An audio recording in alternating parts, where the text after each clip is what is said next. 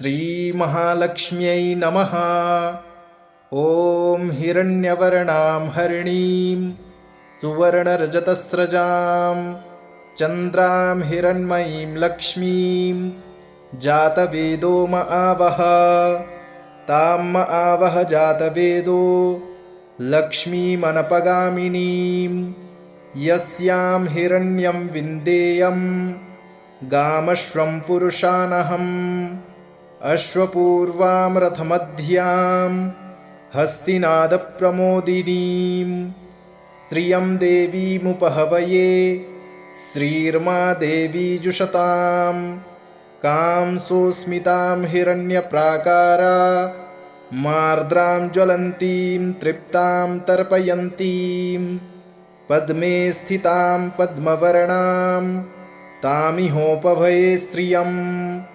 चन्द्रां प्रभासां यशसा ज्वलन्तीं श्रियं लोके देवजुष्टामुदारां तां पद्मिनीमीं शरणं प्रपद्ये। अलक्ष्मीर्मे नश्यतां त्वां वृणे आदित्यवर्णे तपसोऽधिजातो वनस्पतिस्तव वृक्षोऽथ बिल्वः।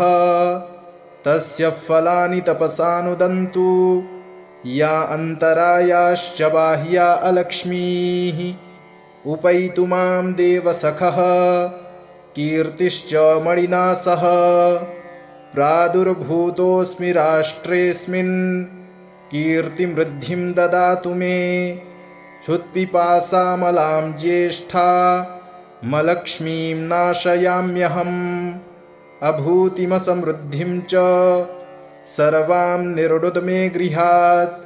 गन्धद्वारां दुराधर्षां नित्यपुष्टां करीषिणीं ईश्वरीं सर्वभूतानां तामिहोपभये श्रियम्। मनसः काममाकूतिं वाचः सत्यमशीमहि। पशूनां रूपमन्नस्य मयि श्रीः श्रयतां यशः। कर्दमेन प्रजा भूता मयि सम्भव कर्दम। श्रियं वासय मे कुले मातरं पद्ममालिनीम्। आपः सृजन्तु स्निग्धानि चिक्लीतवस मे गृहे। निजदेवीं मातरं श्रियं वासय मे कुले। आर्द्रां पुष्करिणीं पुष्टिं पिङ्गलां पद्ममालिनीं चन्द्रां हिरण्मयीं लक्ष्मीं जातवेदो म आवह। आर्द्रां यः करिणीं यष्टिं सुवर्णां हेममालिनीं सूर्यां हिरण्मयीं लक्ष्मीं जातवेदो म आवह। तां म आवह जातवेदो लक्ष्मीमनपगामिनीं यस्यां हिरण्यं प्रभूतं गावो दास्योश्वान् विन्देयं पुरुषानहम्। यः शुचिः प्रयतो भूत्वा जुह्यदाज्यमन्वहम्।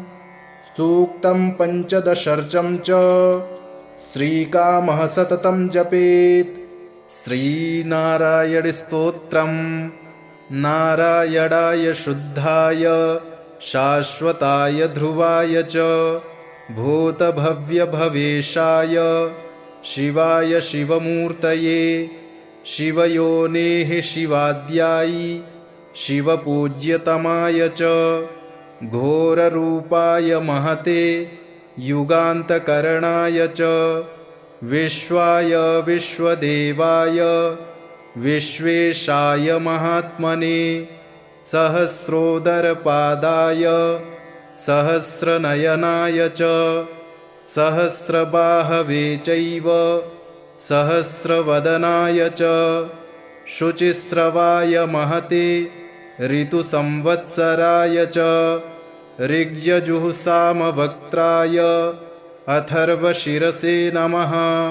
ऋषिकेशाय कृष्णाय द्रुहिडोरुक्रमाय च बृहद्वेगाय तार्क्ष्याय वराहायैकशृङ्गिणे शिपिविष्टाय सत्याय हरयेथ शिखण्डिने हुताशायोर्ध्ववक्त्राय रौद्रानीकाय साधवे सिन्धवे सिन्धुवर्षघ्ने देवानां सिन्धवे नमः।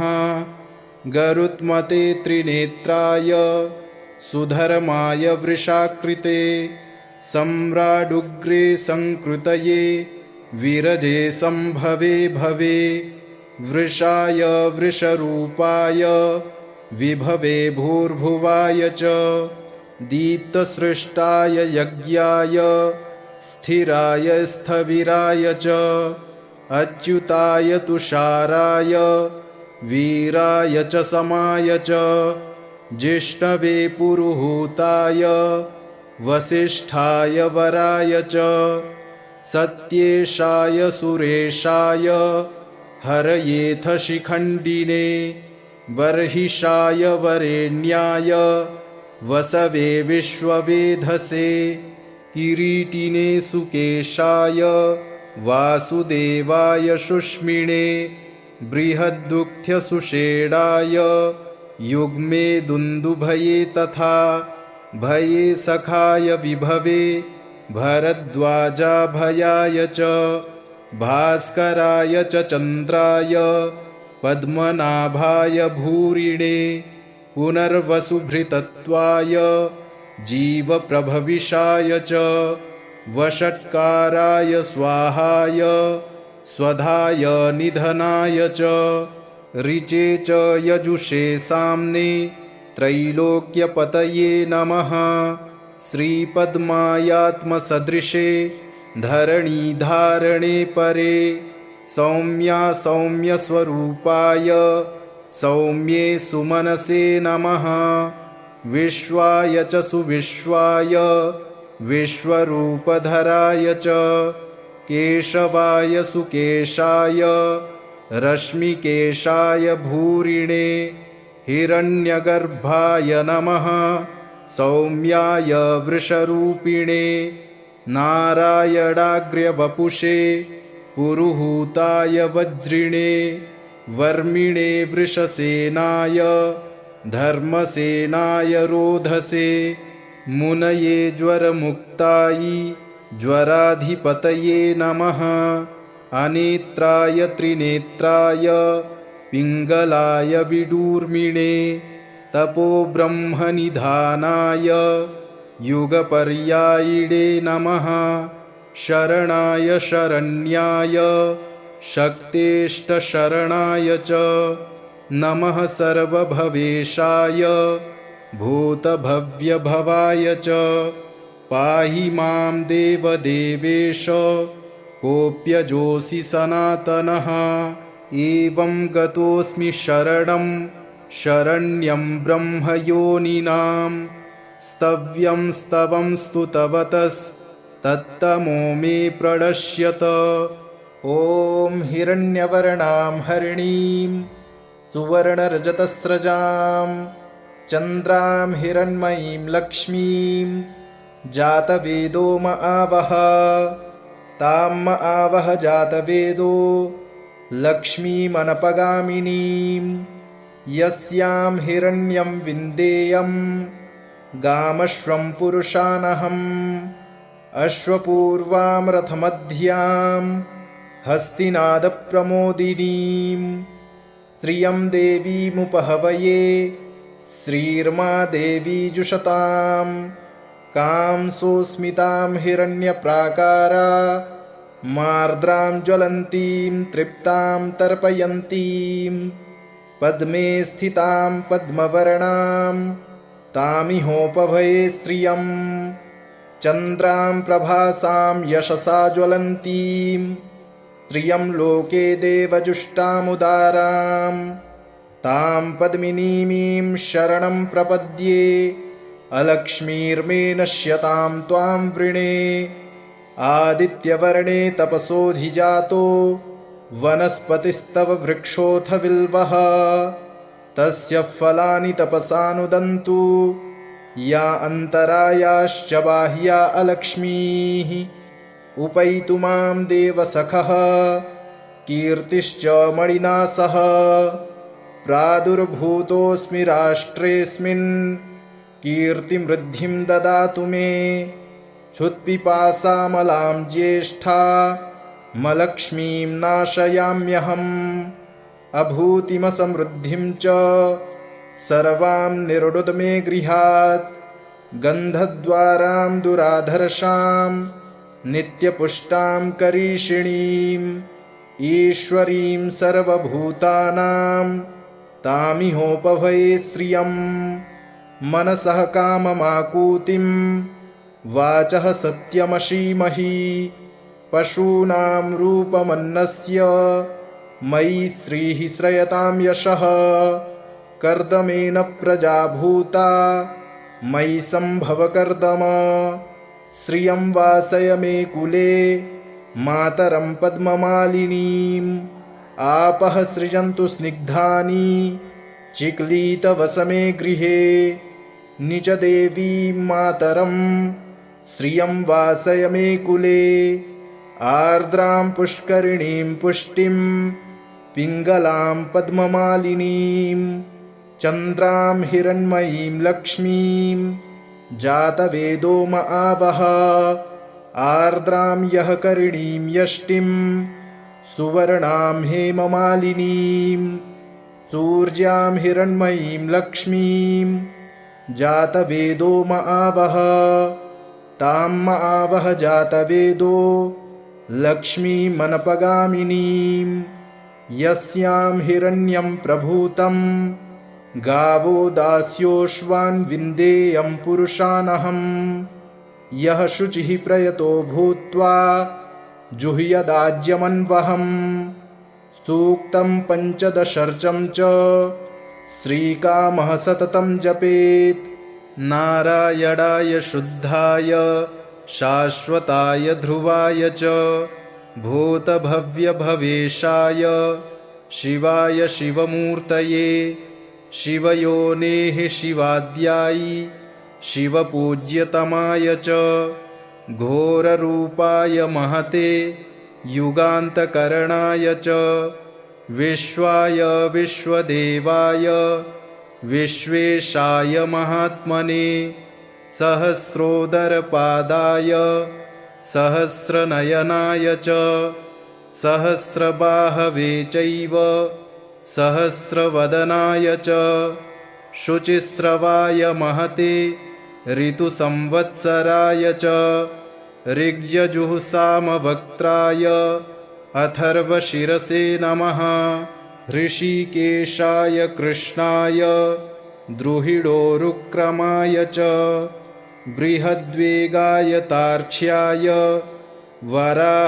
वराहायैकशृङ्गिणे शिपिविष्टाय सत्याय हरयेथ शिखण्डिने हुताशायोर्ध्ववक्त्राय रौद्रानीकाय साधवे सिन्धवे सिन्धुवर्षघ्ने देवानां सिन्धवे नमः गरुत्मते त्रिनेत्राय सुधर्माय वृषाकृते सम्राडुग्रे संकृतये विरजे संभवे भवे वृषाय वृषरूपाय विभवे भूर्भुवाय च दीप्तसृष्टाय यज्ञाय स्थिराय स्थविराय च अच्युताय तुषाराय वीराय च समाय च जिष्णवे पुरुहूताय वसिष्ठाय वराय च सत्येशाय सुरेशाय हरयेथ शिखण्डिने बर्हिषाय वरेण्याय वसवे विश्ववेधसे किरीटिने सुकेशाय वासुदेवाय शुष्मिणे बृहद्दुग्ध्यसुषेणाय युग्मे दुन्दुभये तथा भये सखाय विभवे भरद्वाजाभयाय च भास्कराय च चन्द्राय पद्मनाभाय भूरिणे पुनर्वसुभृतत्वाय जीवप्रभविषाय च वषट्काराय स्वाहाय स्वधाय निधनाय च ऋचे च यजुषे साम्ने त्रैलोक्यपतये नमः। श्रीपद्मायात्मसदृशे धरणीधारणे परे सौम्या सौम्यस्वरूपाय सौम्ये सुमनसे नमः।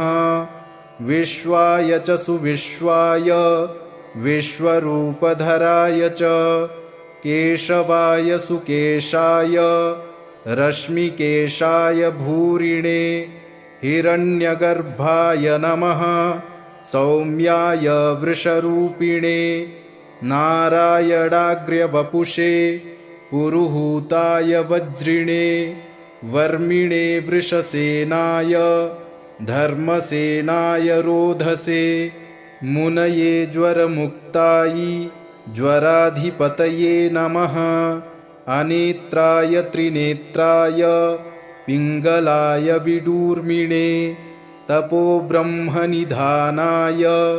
युगपर्यायिणे नमः। शरणाय शरण्याय शक्तेष्टशरणाय च नमः। सर्वभवेशाय भूतभव्यभवाय च पाहि मां देवदेवेश कोऽप्यजोऽसि सनातनः। एवं गतोऽस्मि शरणं शरण्यं ब्रह्मयोनिनां स्तव्यं स्तवं स्तुतवतस्तत्तमो मे प्रणश्यत। ॐ हिरण्यवर्णां हरिणीं सुवर्णरजतस्रजां चन्द्रां हिरण्मयीं लक्ष्मीं जातवेदो म आवह। तां म आवह जातवेदो लक्ष्मीमनपगामिनीं यस्यां हिरण्यं विन्देयं गामश्वं पुरुषानहम्। अश्वपूर्वां रथमध्यां हस्तिनादप्रमोदिनीं श्रियं देवीमुपहवये श्रीर्मा देवी जुषतां। कां सोऽस्मितां हिरण्यप्राकारा मार्द्रां ज्वलन्तीं तृप्तां तर्पयन्तीं पद्मे स्थितां पद्मवर्णां तामिहोपभये श्रियं। चन्द्रां प्रभासां यशसा ज्वलन्तीं श्रियं लोके देवजुष्टामुदारां तां पद्मिनीमीं शरणं प्रपद्ये।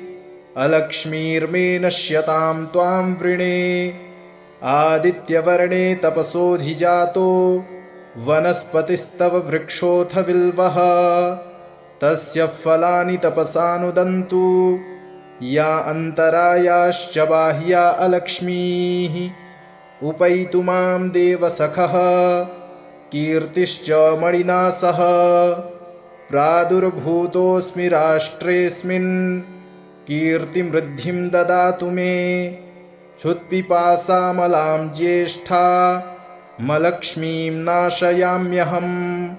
अभूतिमसमृद्धिं च सर्वां निर्णुद मे गृहात्।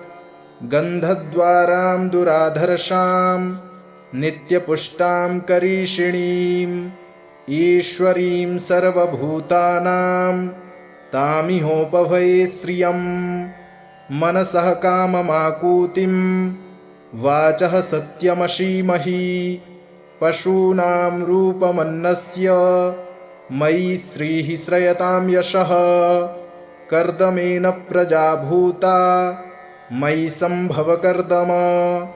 श्रियं वासय मे कुले मातरं पद्ममालिनीम्। आपः सृजन्तु स्निग्धानि चिक्लीतवसमे गृहे। निज देवीं मातरं श्रियं वासय मे कुले। आर्द्रां पुष्करिणीं पुष्टिं पिङ्गलां पद्ममालिनीं चन्द्रां हिरण्मयीं लक्ष्मीं जातवेदो म आवह। आर्द्रां यः करिणीं यष्टिं सुवर्णां हेममालिनीं सूर्यां हिरण्मयीं लक्ष्मीं जातवेदो म आवह।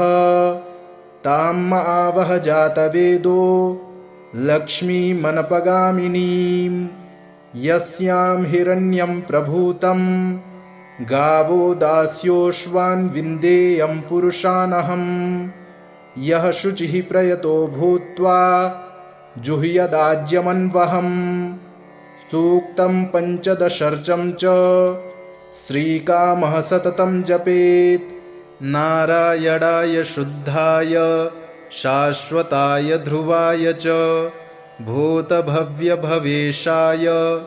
शिवाय शिवमूर्तये शिवयोनेः शिवाद्यायि शिवपूज्यतमाय च घोररूपाय महते युगान्तकरणाय च विश्वाय विश्वदेवाय विश्वेशाय महात्मने सहस्रोदरपादाय सहस्रनयनाय च सहस्रबाहवे चैव सहस्रवदनाय च शुचिस्रवाय महते ऋतुसंवत्सराय च ऋग्यजुःसामवक्त्राय अथर्वशिरसे नमः ऋषिकेशाय कृष्णाय द्रुहिडोरुक्रमाय च बृहद्वेगाय तार्क्ष्याय वराहायैकशृङ्गिणे शिपिविष्टाय सत्याय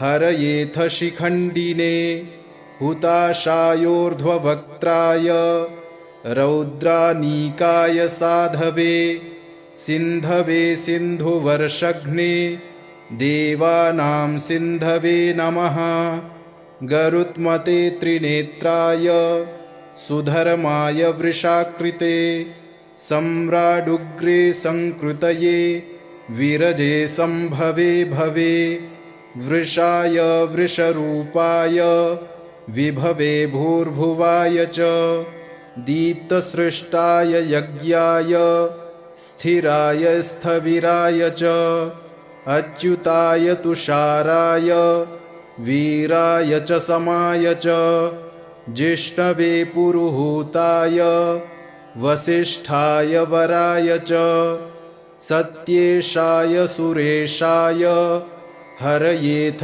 शिखण्डिने बर्हिषाय वरेण्याय वसवे विश्ववेधसे किरीटिने सुकेशाय वासुदेवाय शुष्मिणे बृहद्दुःख्यसुषेणाय युग्मे दुन्दुभये तथा भये सखाय विभवे भरद्वाजाभयाय च भास्कराय च चन्द्राय पद्मनाभाय भूरिणे पुनर्वसुभृतत्वाय जीवप्रभविषाय च वषट्काराय स्वाहाय स्वधाय निधनाय च ऋचे च यजुषे साम्ने त्रैलोक्यपतये नमः श्रीपद्मायात्मसदृशे धरणीधारणे परे सौम्या सौम्यस्वरूपाय सौम्ये सुमनसे नमः विश्वाय च सुविश्वाय विश्वरूपधराय च केशवाय सुकेशाय रश्मिकेशाय भूरिणे हिरण्यगर्भाय नमः सौम्याय वृषरूपिणे नारायणाग्र्यवपुषे पुरुहूताय वज्रिणे वर्मिणे वृषसेनाय धर्मसेनाय रोधसे मुनये ज्वरमुक्तायै ज्वराधिपतये नमः अनेत्राय त्रिनेत्राय पिङ्गलाय विडूर्मिणे तपोब्रह्मनिधानाय युगपर्यायिणे नमः शरणाय शरण्याय शक्तेष्टशरणाय च नमः सर्वभवेशाय भूतभव्यभवाय च पाहि मां देवदेवेश कोऽप्यजोऽसि सनातनः एवं गतोऽस्मि शरणं शरण्यं ब्रह्मयोनिनां स्तव्यं स्तवं स्तुतवतस् तत्तमो मे प्रणश्यत। ॐ हिरण्यवर्णां हरिणीं सुवर्णरजतस्रजां चन्द्रां हिरण्मयीं लक्ष्मीं जातवेदो म आवह। तां म आवह जातवेदो लक्ष्मीमनपगामिनीं यस्यां हिरण्यं विन्देयं गामश्वं पुरुषानहम्। अश्वपूर्वां रथमध्यां हस्तिनादप्रमोदिनीं श्रियं देवीमुपहवये श्रीर्मा देवी जुषतां। कां सोऽस्मितां हिरण्यप्राकारा मार्द्रां ज्वलन्तीं तृप्तां तर्पयन्तीं पद्मे स्थितां पद्मवर्णां तामिहोपभये श्रियम्। चन्द्रां प्रभासां यशसा ज्वलन्तीं श्रियं लोके देवजुष्टामुदारां तां पद्मिनीमीं शरणं प्रपद्ये। अलक्ष्मीर्मे नश्यतां त्वां वृणे। आदित्यवर्णे तपसोऽधिजातो वनस्पतिस्तव वृक्षोऽथ बिल्वः। तस्य फलानि तपसानुदन्तु या अन्तरायाश्च बाह्या अलक्ष्मीः। उपैतु मां देवसखः कीर्तिश्च मणिना सह। प्रादुर्भूतोऽस्मि राष्ट्रेऽस्मिन् कीर्तिमृद्धिं ददातु मे। क्षुत्पिपासामलां ज्येष्ठा मलक्ष्मीं नाशयाम्यहम्। अभूतिमसमृद्धिं च सर्वां निर्णुद मे गृहात्। गन्धद्वारां दुराधर्षां नित्यपुष्टां करीषिणीम् ईश्वरीं सर्वभूतानां तामिहोपभये श्रियम्। मनसः काममाकूतिं वाचः सत्यमशीमहि। पशूनां रूपमन्नस्य मयि श्रीः श्रयतां यशः। कर्दमेन प्रजा भूता मयि सम्भव कर्दम। श्रियं वासय मे कुले मातरं पद्ममालिनीम्। आपः सृजन्तु स्निग्धानि चिक्लीतवस मे गृहे। निजदेवीं मातरं श्रियं वासय मे कुले। आर्द्रां पुष्करिणीं पुष्टिं पिङ्गलां पद्ममालिनीं चन्द्रां हिरण्मयीं लक्ष्मीं जातवेदो म आवह। आर्द्रां यः करिणीं यष्टिं सुवर्णां हेममालिनीं सूर्यां हिरण्मयीं लक्ष्मीं जातवेदो म आवह। तां म आवह जातवेदो लक्ष्मीमनपगामिनीं यस्यां हिरण्यं प्रभूतं गावो दास्योश्वान् विन्देयं पुरुषानहम्। यः शुचिः प्रयतो भूत्वा जुह्यदाज्यमन्वहम्। सूक्तं पञ्चदशर्चं च श्रीकामः सततं जपेत्।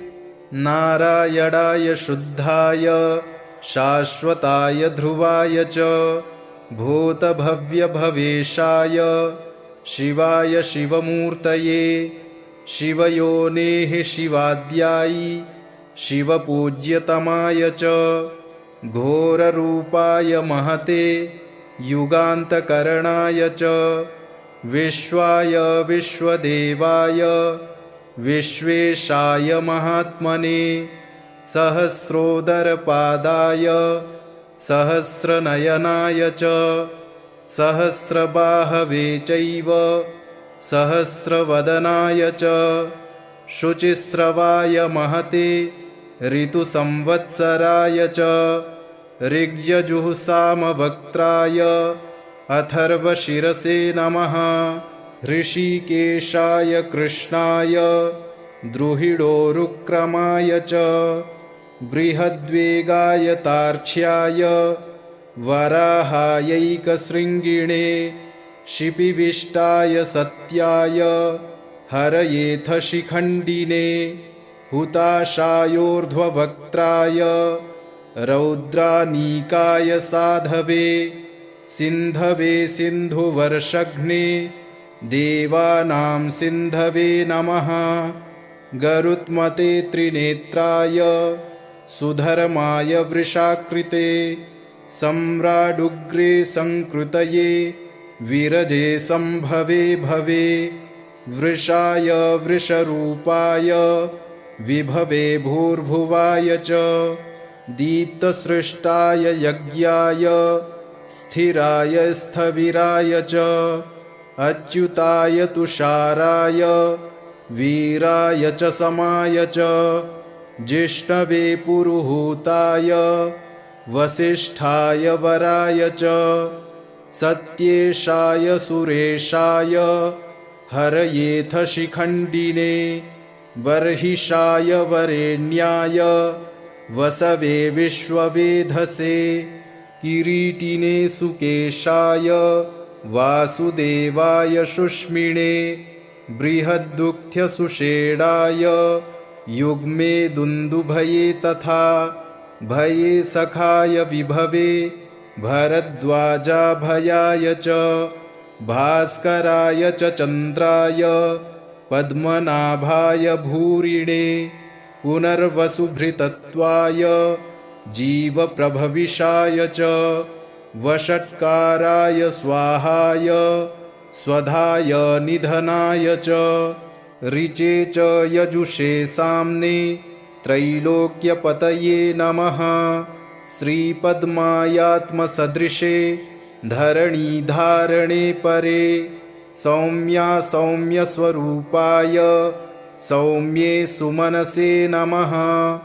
विश्वाय च सुविश्वाय विश्वरूपधराय च केशवाय सुकेशाय रश्मिकेशाय भूरिणे हिरण्यगर्भाय नमः। सौम्याय वृषरूपिणे नारायणाग्र्यवपुषे पुरुहूताय वज्रिणे वर्मिणे वृषसेनाय धर्मसेनाय रोधसे मुनये ज्वरमुक्तायै ज्वराधिपतये नमः। अनेत्राय त्रिनेत्राय पिङ्गलाय विडूर्मिणे तपोब्रह्मनिधानाय युगपर्यायिणे नमः। शरणाय शरण्याय शक्तेष्टशरणाय च नमः। सर्वभवेशाय भूतभव्यभवाय च पाहि मां देवदेवेश कोऽप्यजोऽसि सनातनः। एवं गतोऽस्मि शरणं शरण्यं ब्रह्मयोनिनां स्तव्यं स्तवं स्तुतवतस्तत्तमो मे प्रणश्यत।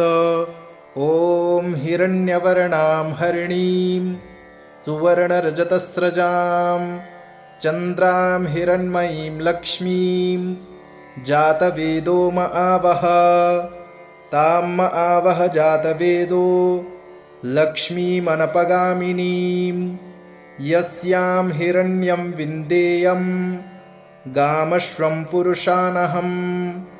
अश्वपूर्वां रथमध्यां हस्तिनादप्रमोदिनीं श्रियं देवीमुपहवये श्रीर्मा देवी जुषतां। कां सोऽस्मितां हिरण्यप्राकारा मार्द्रां ज्वलन्तीं तृप्तां तर्पयन्तीं पद्मे स्थितां पद्मवर्णां तामिहोपभये श्रियं। चन्द्रां प्रभासां यशसा ज्वलन्तीं श्रियं लोके देवजुष्टामुदारां तां पद्मिनीमीं शरणं प्रपद्ये। अलक्ष्मीर्मे नश्यतां त्वां वृणे आदित्यवर्णे तपसोऽधिजातो वनस्पतिस्तव वृक्षोऽथ बिल्वः। तस्य फलानि तपसानुदन्तु या अन्तरायाश्च बाह्या अलक्ष्मीः। उपैतु मां देवसखः कीर्तिश्च मणिना सह। प्रादुर्भूतोऽस्मि राष्ट्रेऽस्मिन् कीर्तिमृद्धिं ददातु मे। क्षुत्पिपासामलां ज्येष्ठा मलक्ष्मीं नाशयाम्यहम्। अभूतिमसमृद्धिं च सर्वां निर्णुद मे गृहात्। गन्धद्वारां दुराधर्षां नित्यपुष्टां करीषिणीम्। ईश्वरीं सर्वभूतानां तामिहोपभये श्रियम्। मनसः काममाकूतिं वाचः सत्यमशीमहि। पशूनां रूपमन्नस्य मयि श्रीः श्रयतां यशः। कर्दमेन प्रजा भूता मयि सम्भव कर्दम। श्रियं वासय मे कुले मातरं पद्ममालिनीम्। आपः सृजन्तु स्निग्धानि चिक्लीतवसमे गृहे। निजदेवीं मातरं श्रियं वासय मे कुले।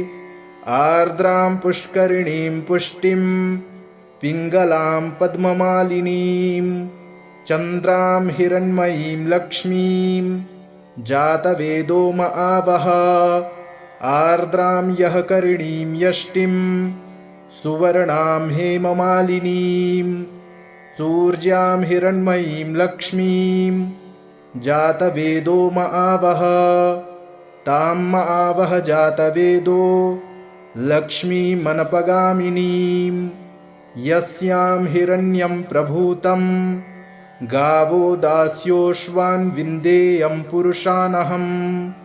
यः शुचिः प्रयतो भूत्वा जुह्यदाज्यमन्वहम्। सूक्तं पञ्चदशर्चं च श्रीकामः सततं जपेत्।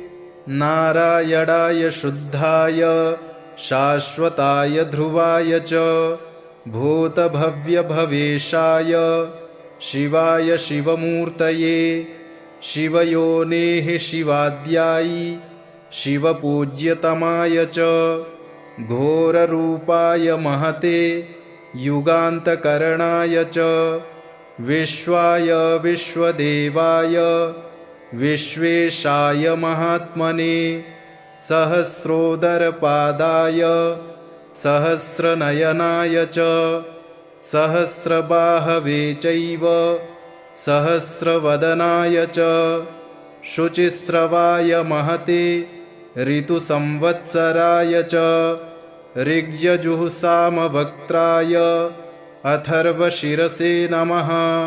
ऋषिकेशाय कृष्णाय द्रुहिडोरुक्रमाय च बृहद्वेगाय तार्क्ष्याय वराहायैकशृङ्गिणे शिपिविष्टाय सत्याय हरयेथ शिखण्डिने हुताशायोर्ध्ववक्त्राय रौद्रानीकाय साधवे सिन्धवे सिन्धुवर्षघ्ने देवानां सिन्धवे नमः। गरुत्मते त्रिनेत्राय सुधर्माय वृषाकृते सम्राडुग्रे संकृतये विरजे सम्भवे भवे वृषाय वृषरूपाय विभवे भूर्भुवाय च दीप्तसृष्टाय यज्ञाय स्थिराय स्थविराय च अच्युताय तुषाराय वीराय च समाय च जिष्णवे पुरुहूताय वसिष्ठाय वराय च सत्येशाय सुरेशाय हरयेथ शिखण्डिने बर्हिषाय वरेण्याय वसवे विश्ववेधसे किरीटिने सुकेशाय वासुदेवाय शुष्मिणे बृहद्दुग्ध्यसुषेणाय युग्मे दुन्दुभये तथा भये सखाय विभवे भरद्वाजाभयाय च भास्कराय च चन्द्राय पद्मनाभाय भूरिणे पुनर्वसुभृतत्वाय जीवप्रभविषाय च वषट्काराय स्वाहाय स्वधाय निधनाय च ऋचे च यजुषे साम्ने त्रैलोक्यपतये नमः। श्रीपद्मायात्मसदृशे धरणीधारणे परे सौम्या सौम्यस्वरूपाय सौम्ये सुमनसे नमः। विश्वाय च सुविश्वाय विश्वरूपधराय च केशवाय सुकेशाय रश्मिकेशाय भूरिणे हिरण्यगर्भाय नमः। सौम्याय वृषरूपिणे नारायणाग्र्यवपुषे पुरुहूताय वज्रिणे वर्मिणे वृषसेनाय धर्मसेनाय रोधसे मुनये ज्वरमुक्तायै ज्वराधिपतये नमः। अनेत्राय त्रिनेत्राय पिङ्गलाय विडूर्मिणे तपोब्रह्मनिधानाय युगपर्यायिणे नमः। शरणाय शरण्याय शक्तेष्टशरणाय च नमः। सर्वभवेशाय भूतभव्यभवाय च पाहि मां देवदेवेश कोऽप्यजोऽसि सनातनः। एवं गतोऽस्मि शरणं शरण्यं ब्रह्मयोनिनां स्तव्यं स्तवं स्तुतवतस्तत्तमो मे प्रणश्यत। इति श्रीमन्महाभारते अनुशासनपर्वणि नारायणस्तोत्रं सम्पूर्णम्।